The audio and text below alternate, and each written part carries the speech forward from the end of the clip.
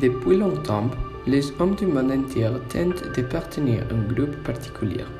Nous pouvons dire que cela a commencé par des hommes qui tentaient d'appartenir à cette tribu, car être aspiré seul et que d'autres peuvent vous voir comme faible.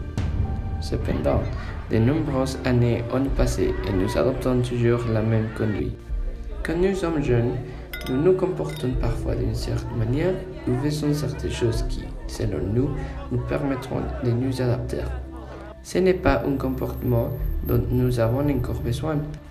Nous pouvons maintenant être libres de ce que tout le monde dit ou dit. Que penseront-ils de moi? Et vous pouvez entendre cela depuis votre canapé, votre chambre, ou même pendant que vous faites pipi et demander comment puis-je arrêter de me foutre? Oui, comme j'ai pu arrêter de mon contrat. C'est en effet une excellente question, mais commençons simplement. La première étape consiste à réorganiser votre priorité.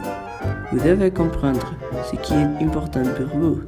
Par exemple, ici nous avons Eddie qui donne une coupe de pied à un ballon de football. Nous pouvons voir qu'il s'use. Cependant, le rêve le plus important d'Eddie est de devenir un médecin.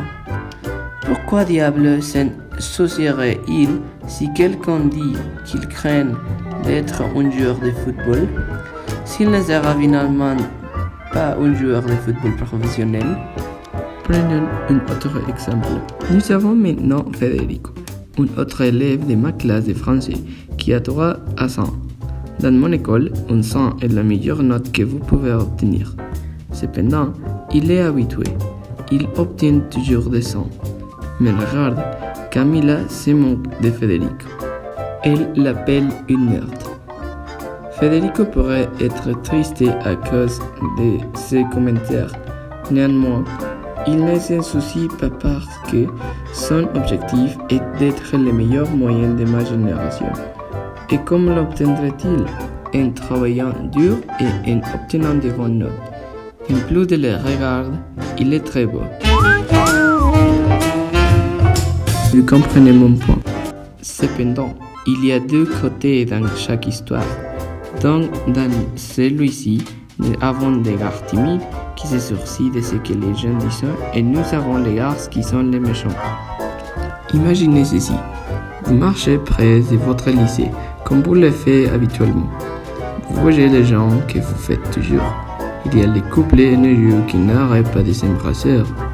La fille qui n'arrête pas de parler de son ex, les gars qui ne vont jamais en classe, la fille qui ne cherche l'attention, etc. Les mêmes gars. Cependant, vous voyez cette fille insulter et crier ces pauvres gars innocents, juste parce qu'il a oublié de l'ajouter à un groupe de WhatsApp. Pensez-vous que ce gars mérite toute sa colère pour quelque chose qui n'y a pas d'importance? Et pensez-vous que cette fille devrait gaspiller autant d'énergie en criant et en insultant ce type pour cette raison? Maintenant, je me rends compte que la plupart du temps, les gens qui soucient vraiment autant de ces choses stupides n'ont pas de vrais problèmes. Et c'est pourquoi ils exhortent à faire un chaos avec quelque chose d'aussi insignifiant. Quelle vie vit-elle qu'elle se soucie d'être ajoutée ou non à un groupe de WhatsApp? Je suppose que sa vie est ennuyeuse. Et pourquoi tout cela est-il si important dans la vraie vie? Eh bien, il y a une phrase que je ne sais pas qui l'a dit en première lieu. Mais ça se passe comme ceci. Memento mori. Bien sûr, vous n'avez rien compris car c'est en latin. Cela signifie que vous vous souviendrez que vous mourrez. Et je pense que c'est une décision très intéressante pour arrêter votre vie. Car si on vous rappelle constamment que votre vie se terminera, vous prendrez des décisions plus soigneusement.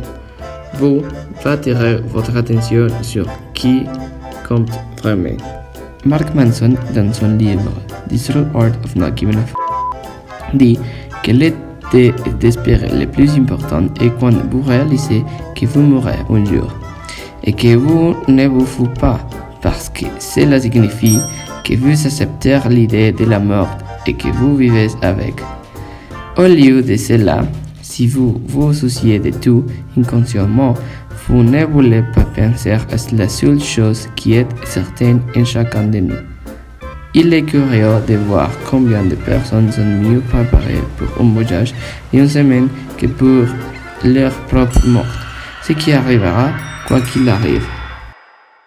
De plus, prendre soin de tout prend trop de temps dans nos vies.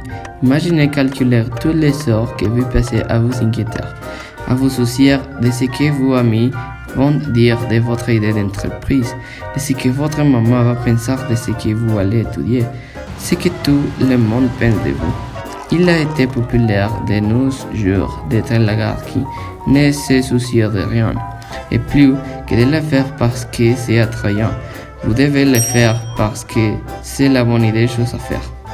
Les choses qui sont les plus difficiles à faire, ce sont celles qui apportent souvent de meilleures récompenses à la fin. C'est pourquoi il est parfois effrayant de se défendre et de ne pas s'en foutre. I've no more to give, my have run dry. I've tried to go shopping, but there's no left to buy. I've no more to give, no more I've tried to get. I'm over my budget and I'm now in debt. I've no more I've no more I've no more to give. C'est pourquoi je n'ai rien à foutre.